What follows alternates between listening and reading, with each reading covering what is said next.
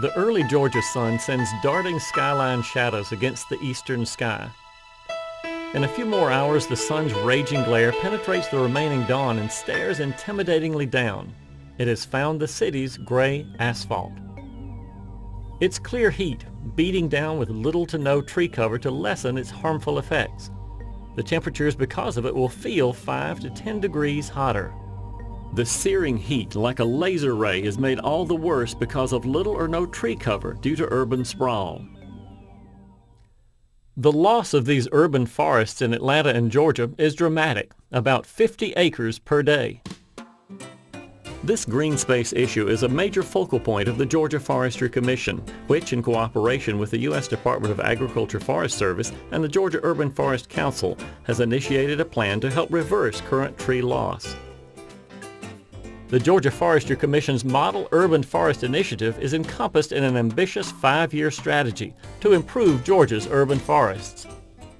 Well, an urban forest can be defined in a lot of different ways. Of course, it's obviously the trees that are in an urban area, but an urban forest also is an ecosystem into itself, and it comprises both trees, soil, water, wildlife, and it all works together to improve the quality of life in an urban area. The Georgia Forestry Commission's Model Urban Forest Initiative has 3 components. There are 3 ways communities can manage, conserve, protect, and build their urban forest resource. The first is through public education. Communities can work with nonprofit partners like Trees Atlanta and Park Pride to educate citizens and homeowners about the values of trees on their properties. The second way is by taking ownership. A community can use their funding to purchase green space and permanently protect the land through conservation easements.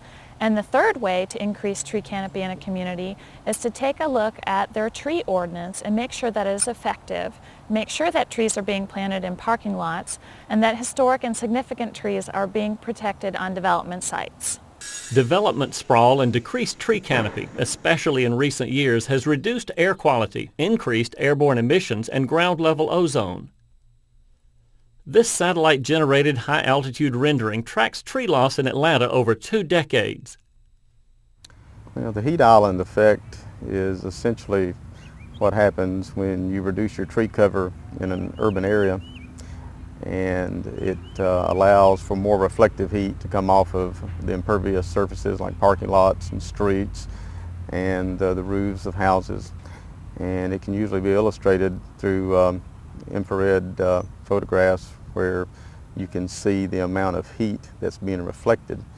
And of course that was illustrated in an American Forest study that was done from 1972 to 1993, showing the amount of tree loss in the Atlanta area. And so by planting more trees and increasing the tree canopy in an urban area, you reduce the heat island effect.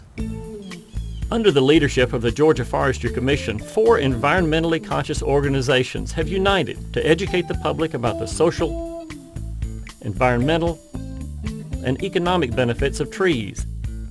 The partnership is the Georgia Tree Project, and the groups that comprise it are Park Pride, Habitat for Humanity, Arabia Mountain Nature Preserve, and Trees Atlanta. If we can plant more trees, we can clean the air substantially. For example, in an asphalt parking lot area, the area that's not shaded by trees versus the area that is shaded by trees, there can be as much as a 39-degree difference in heat.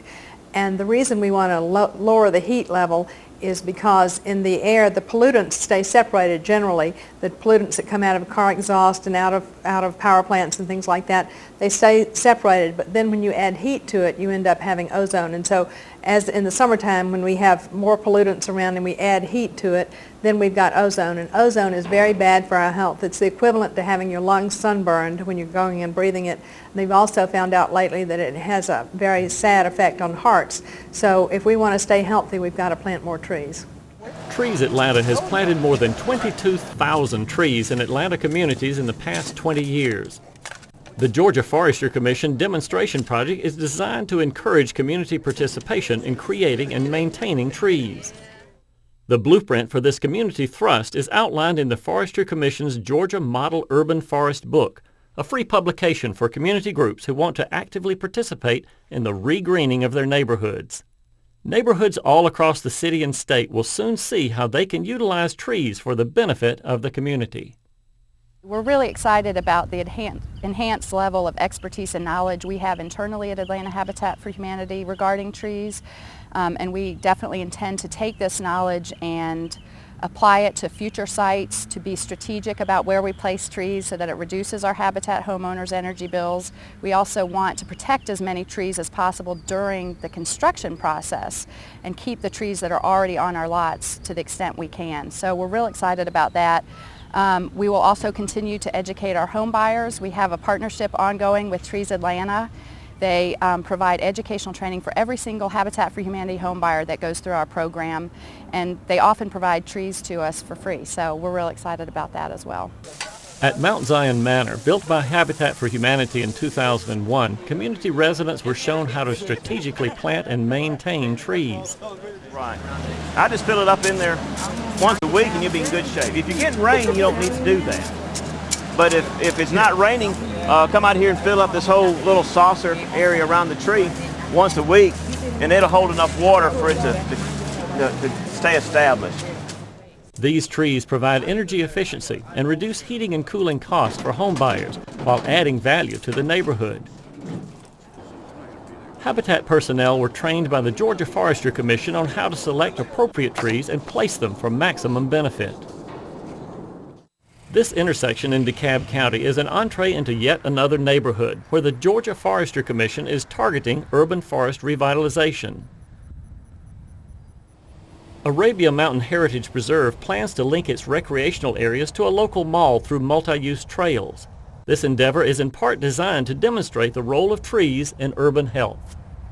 The trails are typically open from dawn to dusk, and they're maintained through the Path Foundation, and they are very safe. Everyone just comes out and enjoys. It's a great way to meet your neighbors and ride your bikes and get some exercise and get the kids out. It provides an opportunity for ecotourism, from the mall. Park at the mall, the kids go for a bike ride, whoever wants to shop goes and shops, and they all meet back together. It's really a great opportunity. In 1992, the city of Atlanta passed a law requiring lots like this one at Turner Field to have some tree cover. This heat registration device shows the difference a little shade makes. And today, with a slightly overcast day, it's 135 degrees Fahrenheit. That's the surface temperature of the pavement with no shade. In contrast to the pavement area, underneath the shade of this tree in the grass area, the temperature is 90 degrees Fahrenheit. With the sponsorship of Trees Atlanta, 32 trees were planted in the orange lot at Turner Field.